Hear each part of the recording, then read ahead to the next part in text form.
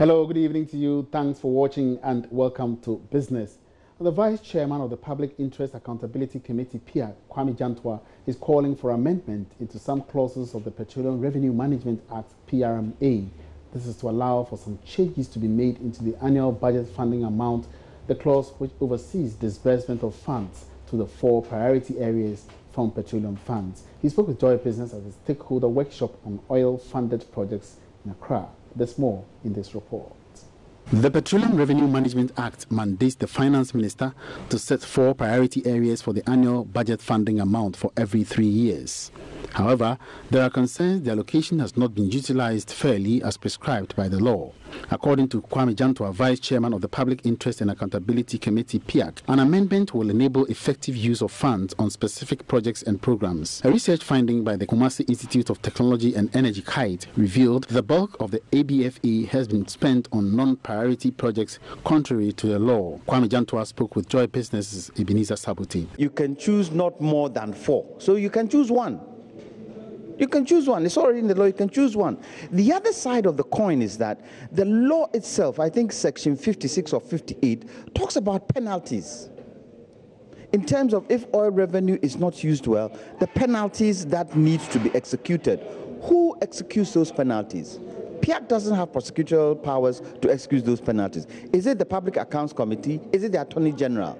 So far, nobody has been able to implement those penalties where oil revenues aren't used properly. We need to go back to that. That's why sometimes I'm gradually beginning to see that, no, we need to look at the PRMA again and see those clauses that are not beneficial to us or we haven't been able to use them well, so that if we have to amend, we amend. If we have to put in the right enforcement procedures, let's put in the right enforcement procedures so that we can get some benefit. We've been mining gold for 100 years. If I ask you what gold has done, would you be able to tell me? We don't want to go down that line with oil. The event was used to share ideas on how funds from the oil revenue were utilized in the past 6 years. Ishmael Ejikumihene is the executive director of KITE. We've found ourselves spending the money on too many things, and as a result, we cannot put our fingers on A, B, C, D, and say that after 6 years and after $3.4 billion, this is what we have gotten out of oil. So that's the concern, and I think many Ghanaians share in this concern, because we need to make sure that we have sent something to show the oil is finite. It will finish. Whether we even make more discoveries, it will one day dry up, and we need to have something to show for that. So who should be blamed for all this? I would say various levels. First and foremost, it's the Minister of Finance who sets the priorities and who decides what's to be funded. The law requires that the minister goes back to Parliament every year to account for how the money has been utilized. So if he's doing that, and he does that because he has to go with the budget every year, if he does that, then Parliament should be the ones scrutinized, because they were the ones who made the law.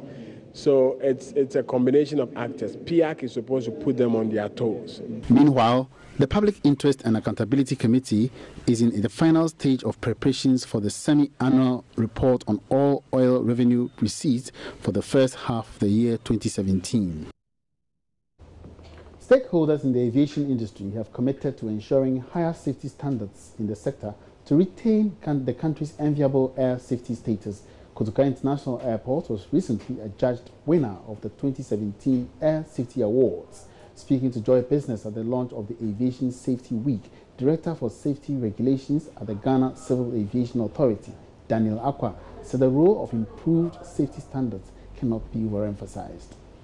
The Maiden Safety Week celebration of the Aviation Safety Inspectors Association of Ghana brought together management and staff of the Ghana Civil Aviation Authority, the Ghana Airport Company Limited, as well as airline companies and service providers to deliberate on safety measures in the industry and its role in making air travel a preferred choice of transport. Daniel Akwa is Director for Safety Regulations at the Ghana Civil Aviation Authority.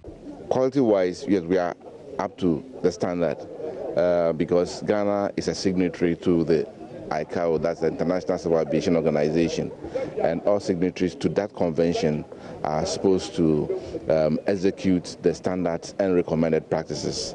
ICAO has a way of scoring the various countries, and Ghana is quite high. Even as far back as 2006, Ghana was about the 5th position in Africa, and we've held on to that kind of high standards that the other countries even send their inspectors here for training. Even right now, today, we have an inspector from another foreign country or African country with us undertaking on-the-job training. So Ghana, we are doing quite well. On her part, the Aviation Minister Cecilia Dapa acknowledged the role of safety as one of the determining factors to establish Ghana as an aviation hub in Africa. It is the vision of government to establish Ghana as an aviation hub within the West Africa sub-region, and also to position Ghana as the preferred destination of choice for travelers, be they tourists, investors, or even Ghanaians that want to travel to other regions. Government, through the Ministry of Aviation, recognizes the importance of safety as one of the determining factors for the success of the hub concept. An institutional and policy framework has therefore been put in place to enhance safety and security of our air services. In this regard, the Ministry of Aviation has set out key priority areas and initiated interventions which have impacted significantly on the growth of air transport and passenger travel experience towards the realization of the hub vision. The week-long celebrations underway at the Ghana Civil Aviation Training Academy will include a series of conferences and exhibitions.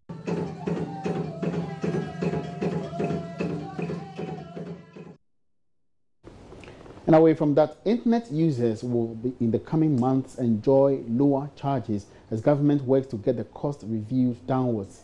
That's assurance from the Minister of Communications, Ursula Owusu, who is advocating infrastructure sharing among internet service providers in this bid. Reports indicate that the cost of internet in Ghana is one of the highest in West Africa due to the isolated installation of underground fiber optics by telcos. Madam Owusu argues this trend will soon change.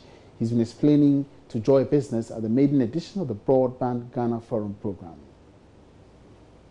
I've been informed, and I haven't had a chance to verify it, that the amount of fiber buried in the ground in Ghana, if we joined it end to end, would cover this country 7 times over.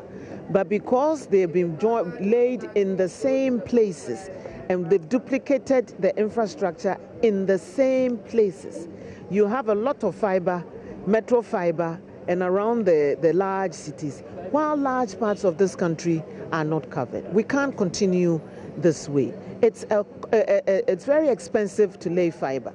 So if we sit down in a room and decide that, okay, there's enough fiber here, we all want to extend our services to another location, let us join our resources. So instead of everybody laying down fiber to extend services to, say, Nandom, let's decide that, okay, Company A will do from point A to point B.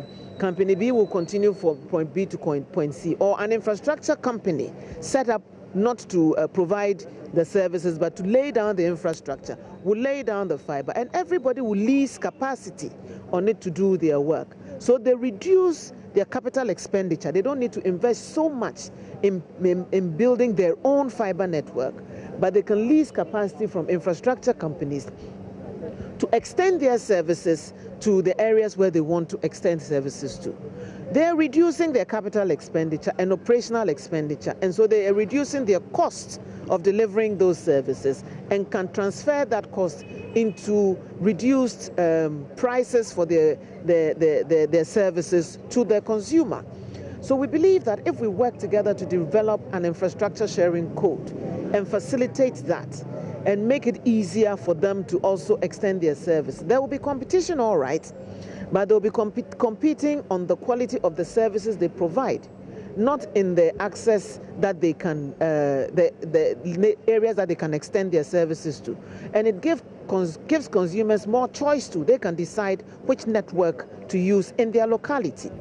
We want to connect the entire country within the next 2-3 years. It is possible if we work with the network operators, broadband wireless operators, and internet service providers to see how best we can do that by sharing the costs of laying out the necessary infrastructure and pooling our resources together. Because at the end of the day, if this works and every part of this country is connected, all of them can extend their services to all parts of the country instead of small geographical locations that they may be limited to now. And those were some business news updates on the news tonight. Thank you so much for your company. My name is Emmanuel Abuaji Riafe. For more business news, log on to myjoyonline.com/business.